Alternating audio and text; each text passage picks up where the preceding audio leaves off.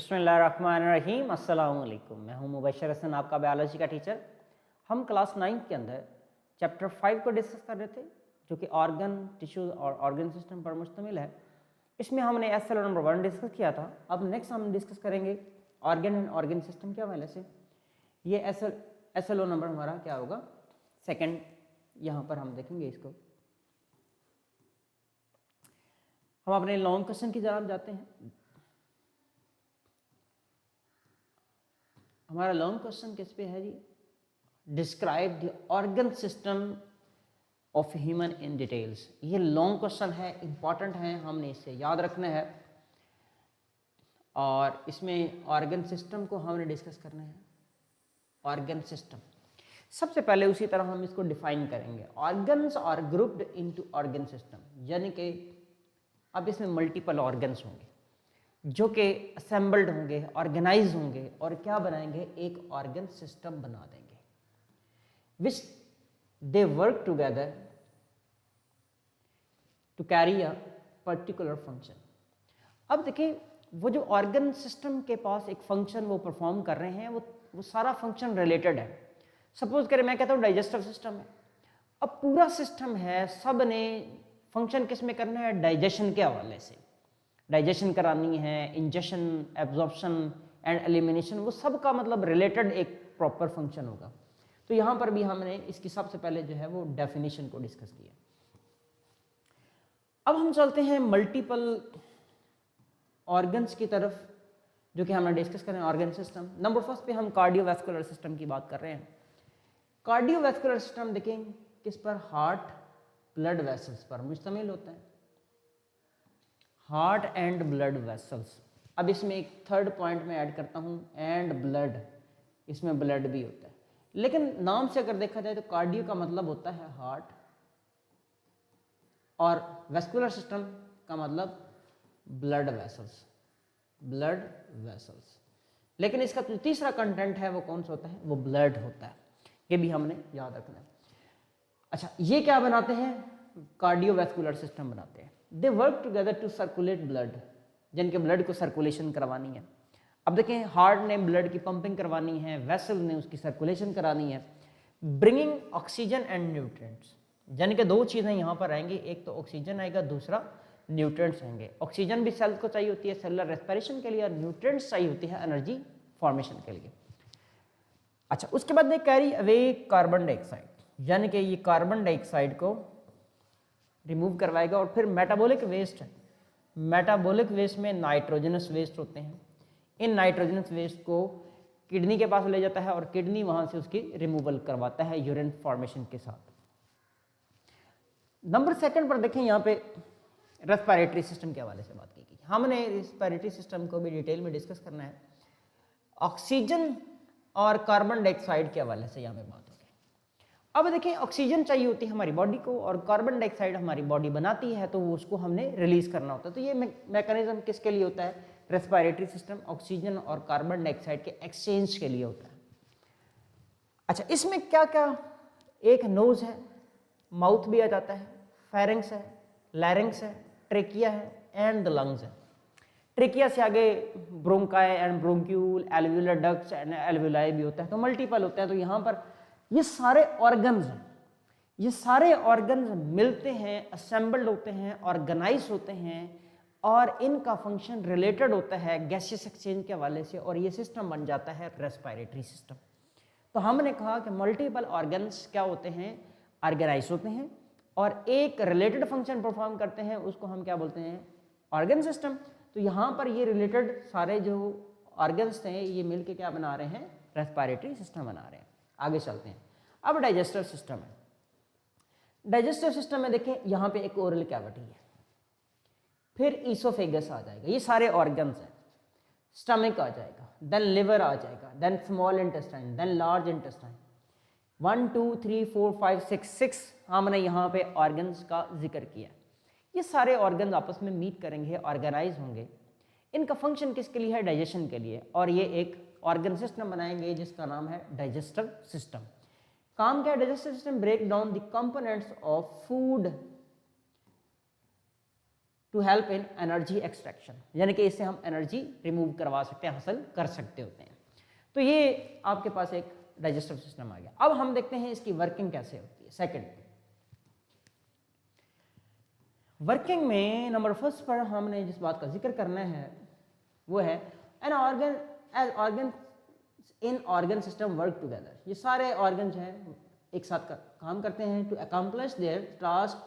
The different organ system also cooperate to keep the body running, यानी कि ये जितने भी ऑर्गन्स होते हैं वो आपस में कम्युनिकेट कर रहे होते हैं, कम्युनिकेशन होता है, और हमारे जो सिस्टम होता है उसको मेंटेन रखना होता है, उसकी रनिंग करनी होती है सेम मैनर्स के अंदर। तो यहाँ पर भी हम इसकी बात करें, for example respiratory system and the circulatory system work together. अब देखें दो सिस्टम की यहाँ पे बात होगी, respiratory system and circulatory system. इसमें क्या होगा, देखें ब्लड है, यहाँ पर क्या है, गैसेस हैं, ऑक्सीजन है, कार्बन डाइऑक्साइड है। अब देखें हमारे सर्कुलेटरी सिस्टम में इसको जाके कार्बन डाइऑक्साइड देनी है, ये बदले में उसको क्या दे रहे हैं, ऑक्सीजन दे रहे हैं। तो यानी कि दोनों में एक्सचेंज ऑफ गैसेस होता है, यानी कि दो सिस्टम यहाँ पर कोऑर्डिनेट कर रहे होते हैं, साथ नर्वस सिस्टम भी कोऑर्डिनेट कर रहे हैं, साथ मस्कुलर सिस्टम भी कोऑर्डिनेट कर रहे हैं। तो ये मल्टीपल ऑर्गन सिस्टम आपस में क्या करते हैं, कोऑर्डिनेट करते हैं। फिर सर्कुलेटरी सिस्टम के हवाले से यहाँ पर आए बात करते हैं, सर्कुलेटरी सिस्टम और रेस्पिरेटरी सिस्टम की अगेन से बात कर रहे हैं। Circulatory system pick up the oxygen in the lungs. Lungs में यानी कि हम यहाँ पे बात करेंगे, ये हमारे लंग्स हैं, यहाँ पर मैं कहता हूँ ये ब्लड है। लंग्स और ब्लड के हवाले से हमने बात की। अब लंग्स से ब्लड को क्या मिल रही है जी, ऑक्सीजन। ब्लड के अंदर कार्बन डाइऑक्साइड आई है, टिश्यूज ने इसको दी है, और ये कार्बन डाइऑक्साइड जो है ये किसको दे रहा है, लंग्स को। यानी कि ऑक्सीजनेटेड ब्लड हो गया, और या जब कार्बन डाइऑक्साइड उसमें मौजूद है तो वो डीऑक्सीजनेटेड ब्लड था या लेस ऑक्सीजनेटेड ब्लड था। तो इस तरह से यहाँ पे एक्सचेंज होता है, drops it of in the tissues and then perform the reverse function to the carbon dioxide. यानी कि क्या करता है, ब्लड यहाँ से क्या करेगा, ऑक्सीजन प्रोवाइड करेगा टिश्यूज को, टिश्यू से कार्बन डाइऑक्साइड ब्लड में चली जाएगी, और फिर ब्लड से कार्बन डाइऑक्साइड लंग्स में चली जाएगी। तो ये इनका आपस में कोऑर्डिनेशन होता है। तो यहाँ पे रेस्पिरेटरी सिस्टम के हवाले से हमने ऑलरेडी बात कर ली है। अब इसकी इंपॉर्टेंस देखते हैं। Only when both system are working together the oxygen and carbon dioxide can be successfully exchange.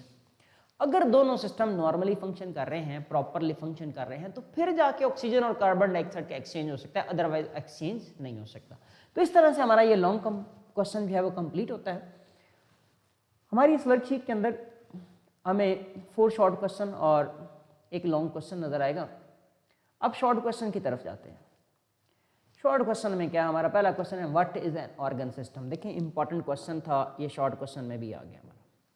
Organ system क्या है, how it is formed, also give some example. यानी कि एक नंबर, दूसरा और ये तीसरा, इसका मतलब है इस क्वेश्चन के कितने 3 रूब्रिक्स हैं।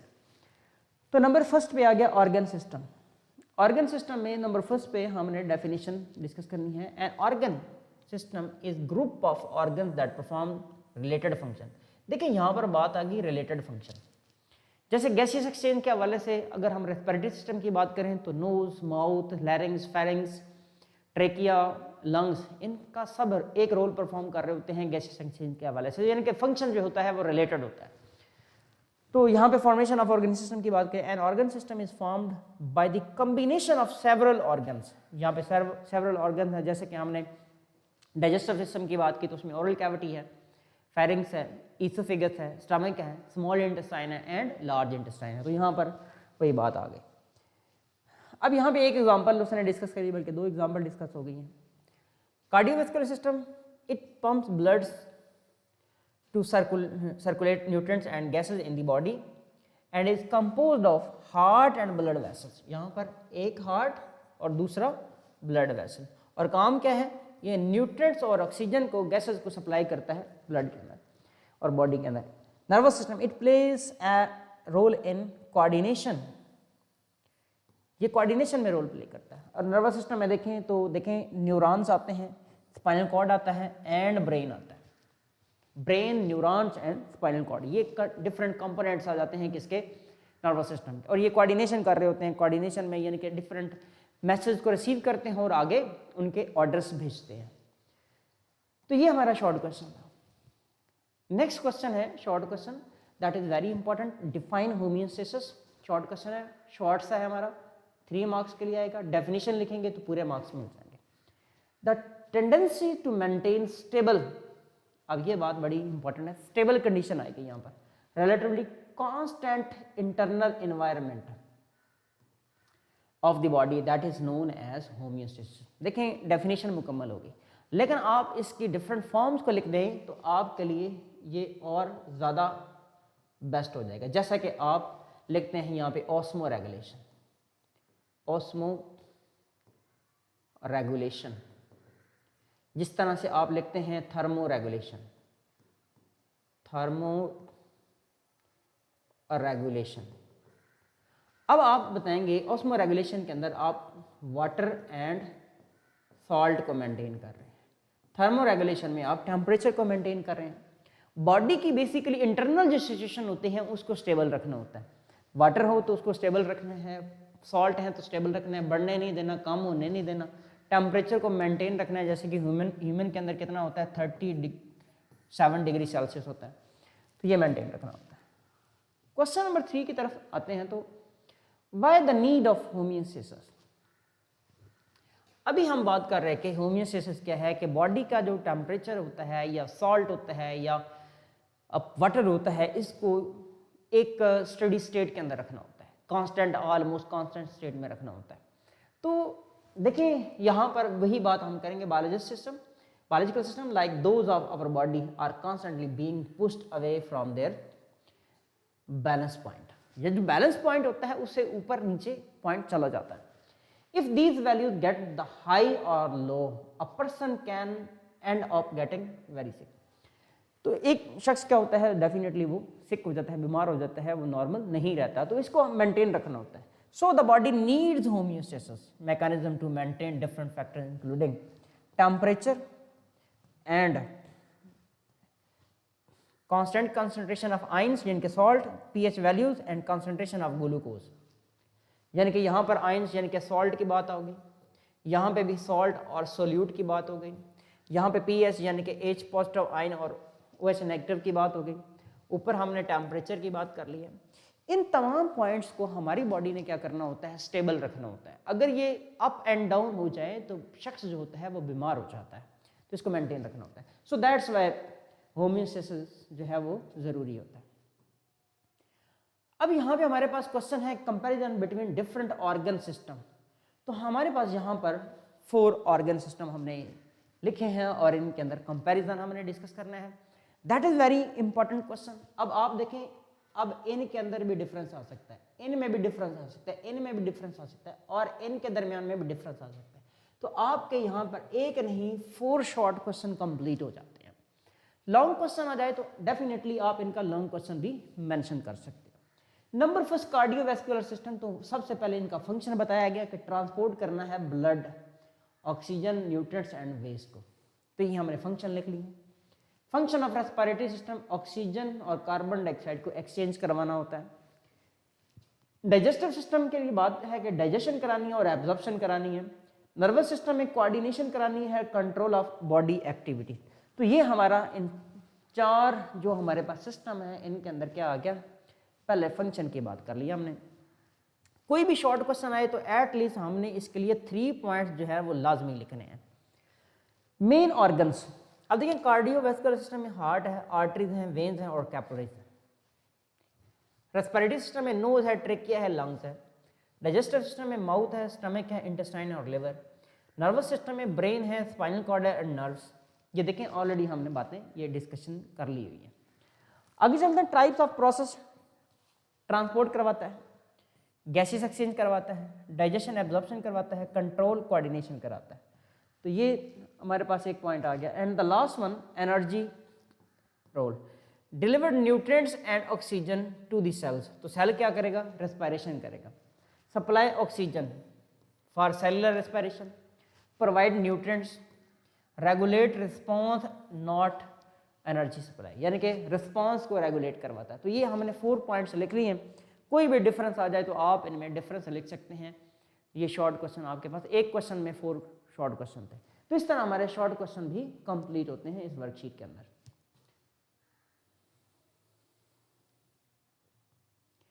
अब हम चलेंगे अपने एमसीक्यू की तरफ।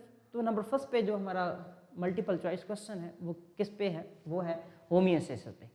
हमने बात की तो होमियोस्टेसिस क्या होता है, हमने उसकी डेफिनेशन भी कर ली थी और उसके फैक्टर्स की भी बात कर ली थी। Homeostasis the maintenance of internal body temperature, body shape, body temperature, condition, organs. अब यहाँ पे हमने देखना है कि कौन सी बात आएगी। हमने टेम्परेचर का जिक्र किया था, लेकिन यहाँ पर जो हमारा राइट आंसर होगा वो क्या होगा, कंडीशंस की बात करेंगे, बाकी हमारे इनकरेक्ट होंगे। इंटरनल बॉडी कंडीशन को मेंटेन रखना है। अब कंडीशन के अंदर क्या आ सकता है, हमने कहा वो आयंस हो सकते हैं, वो टेम्परेचर हो सकता है, वो ग्लूकोज हो सकता है, वो पीएच हो सकती है। आगे चलें, which of these factors are needed to maintain. Glucose को मेंटेन करवाना है, टेम्परेचर को मेंटेन करवाना है, पीएच को करवाना है, तो इसका मतलब इन सब को करवाना है। तो हमारा राइट आंसर क्या है यहाँ पर, ऑप्शन डेल्टा इज करेक्ट। आगे चलते हैं, क्वेश्चन नंबर हमारा 3 है, cardiovascular system is made up of. अब कार्डियोवैस्कुलर सिस्टम किस किस से मिलकर बना हुआ है, इसके कंपोनेंट्स क्या है, ये हमने 2-3 दफा डिस्कस किए हैं। नंबर फर्स्ट पे देखेंगे blood cells, number second blood vessel तो है, उसके बाद वाटर है, ब्लड सेल भी है। तो इसका मतलब कार्डियोवैस्कुलर सिस्टम में क्या सारी बातें हैं। अगर जनरल देखा जाए तो सारी बातें हैं, लेकिन हमारी बुक के अकॉर्डिंग अगर देखा जाए तो वो किसमें, हार्ट और ब्लड वेसल्स की बात करेंगे। हमारे कंपोनेंट्स के नाम से जाहिर से देखें तो क्या है, cardio, heart, vascular, blood vessels. आगे चलते हैं जी, not related with respiratory system. इसमें से कौन सा ऐसा पॉइंट है जो रेस्पिरेटरी सिस्टम के रिलेटेड नहीं है। It brings oxygen in the body, लेके आता है, बिल्कुल। इट एलिमिनेट कार्बन डाइऑक्साइड, बिल्कुल ये भी करता है। इट हेल्प इन कोऑर्डिनेशन, भाई कोऑर्डिनेशन नहीं करवाता। It contains lungs and Airways, ये भी करेक्ट है। तो इसका मतलब हमारा यहाँ पे राइट आंसर जो है वो कौन सा है, ऑप्शन चार्ली इज करेक्ट। आगे चलते हैं जी, क्वेश्चन नंबर हमारा 5 है, blood glucose level rises by exercising. नहीं, एक्सरसाइज करने से ग्लूकोज लेवल जो होता है ये कम होता है। Drinking of fruit juice, fruit juice के अंदर क्या देखें, शुगर होती है, शुगर होती है, तो जाहिर सी बात है उससे ब्लड ग्लूकोज क्या है, बढ़ेगा।